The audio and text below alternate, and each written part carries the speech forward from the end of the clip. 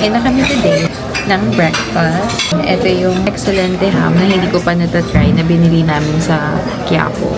Dito ka nakakain. So, sobrang sarap nito. Medyo matamis siya. May honey flavor siya. And every Christmas, sabi ko nga kahapon, meron kami nito sa bahay. So, I'm gonna try it now. Tapos, ang sarap niya. Kasi pa-partner ko siya sa garlic rice and fried egg. Yummy! Sarap! Ayun ba, sobrang favorite ko tong frutas. Kung dito pa ako nakatira. Tapos ngayon, meron din silang coconut juice by frutas. Ang sarap nito, lalo na kagabi, meron akong katry yung mint milk. Ay, it's so good. Hindi ko alam kung magkano. Ito siguro mga 300 pesos. So, ayan. Recommended ko yan sa inyo if mahilig kayo sa coconut. Next kong kakainin is yung danggit. I'm excited for that. Kasi hindi namin maluto yan sa US. Kasi ang baho niya, di ba? Kapag nakakaya sa mga neighbors. So, baka ma-report kami. So, dito at least may buffet. How much yung buffet? 600 pesos? More than $10, $12. Naka-buffet ka na. Ito na siya.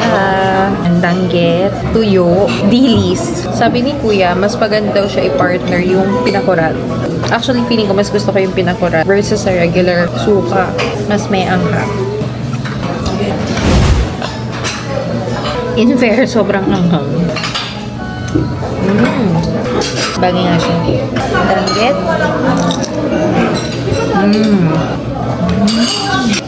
Konting red.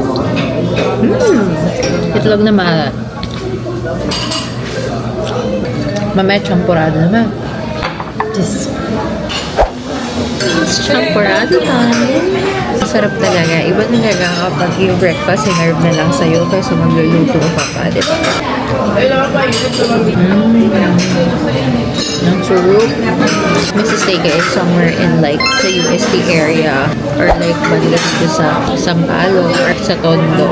Okay, itong hotel na to. Actually, nag-enjoy ako sa Winford kasi it's not that expensive. Hindi din siya sobrang mahal compared sa ibang hotels. Pero okay yung room. Comfortable siya. Okay yung service nila. And then, okay yung breakfast nila. Copa de Manila. Actually, yan to casino hotel. Pero yung casino nila, medyo like, mahina lang yung exhaust. But other than that, maganda yung service nila. Comfortable yung stay.